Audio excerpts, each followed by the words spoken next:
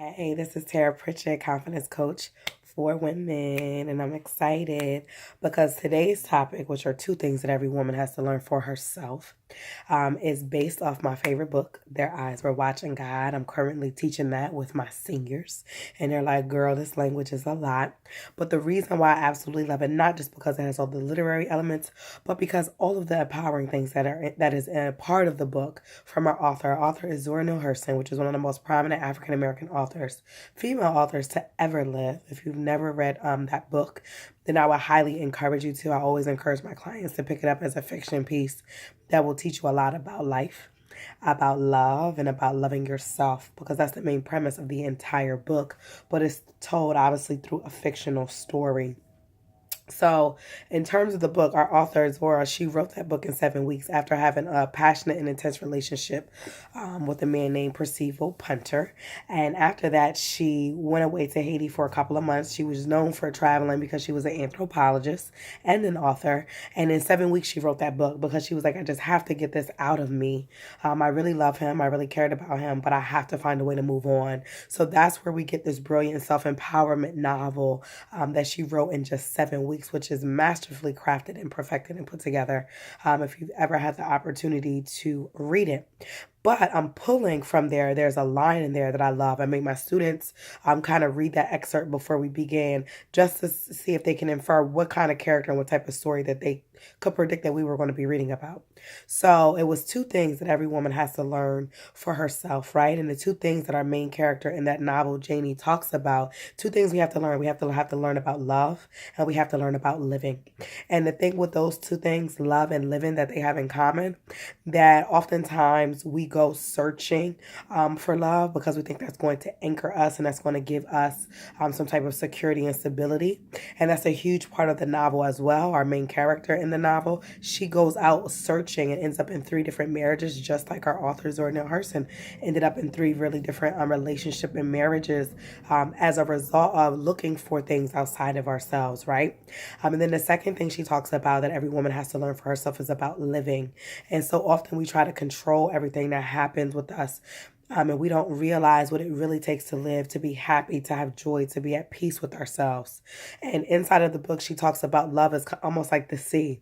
It's constantly changing. You never know when storms are going to come. You never know when havoc might wreck. It's constantly ups and downs depending on who you with. People always shift and change. There's different seasons in relationships. There's different seasons in a marriage, right? There's winter, there's fall, there's spring, there's summer. Just like in literature, there's literary seasonal analysis and symbolism, right? There's kind of like there's all over the place. There's always constant change and evolution as women. So it's super important that as you're going through life and you're learning about living, you're learning about love, you have an anchor. Because when you're going through that sea with love, what is your anchor? And if you're making a man, that anchor, if you're making your children, that anchor, if you're making school, that anchor, right? If you're making something else that anchor, right, then that means that you're not doing the right thing. If you're making that particular thing your anchor, the thing that should be anchoring you at all times is God. And I know that you know that, but sometimes I think we need a reminder and we get off track, right? Because that's what happens with the main character. She never necessarily got off track. It's just that she didn't necessarily know that lesson until she went through all of the relationships and she had the heartbreak and she had the challenges and she had the obstacles.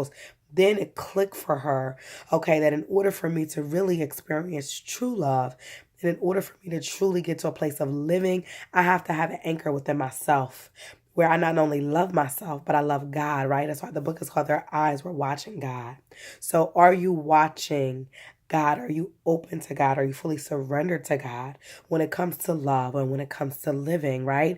If you're interested in taking that particular relationship deeper, then if you haven't already, I encourage you to sign up for my 4-day Fierce Prayer Challenge at unleashyourfierce.com/pray.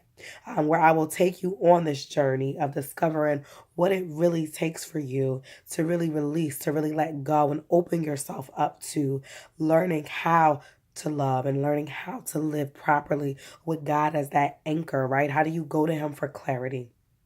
How do you go to him for direction? How do you figure out what's next? How do you know if this is the right move for you? How do you know who your husband is or who he's not? Right? So just certain questions that you're asking yourself. How do you know what your purpose is, or if that is what you should be doing, or if that's not what you're supposed to be doing, right? So there are certain pointed questions that you can start asking God to start getting those answers. So my hope is that you will be joining the challenge so that I can pour into you those two things that every woman needs to know. They need to know about love. Absolutely. And they need to know about living, right? And a lot of us are 30, 40, 50, 60, and we still haven't mastered those things. And don't feel bad about it. So often I talk to women and they're like, oh my God, I'm this age and I still haven't mastered love and I still haven't mastered living. Then so be it. I know in the book, Their Eyes Are Watching God, Janie realizes this lesson when she's well over 40 years old. Right? She also doesn't find like real true love till she's well over 40 years old. Does that mean that's going to happen for every woman? Absolutely not. But just knowing that sometimes when things are delayed, and I say this in all my videos, that there's something that you need to work on. And that's what the character in Their Eyes Are Watching God, she realizes there's things she needs to work on. And until she does that, she can watch God all she wants.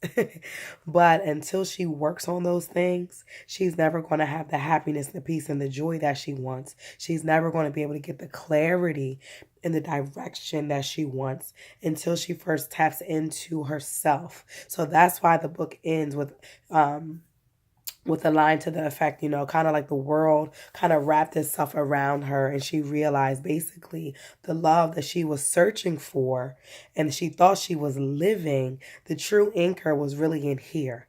And not only was it in here, God was with her all along. Herself, she was with herself all along. She just had to wake up to that and realize that and activate that in herself. So if you are interested in activating that within yourself and learning more about how to position yourself properly for love and for living, then join us in the Fierce Prayer Challenge. UnleashYourFierce.com/pray.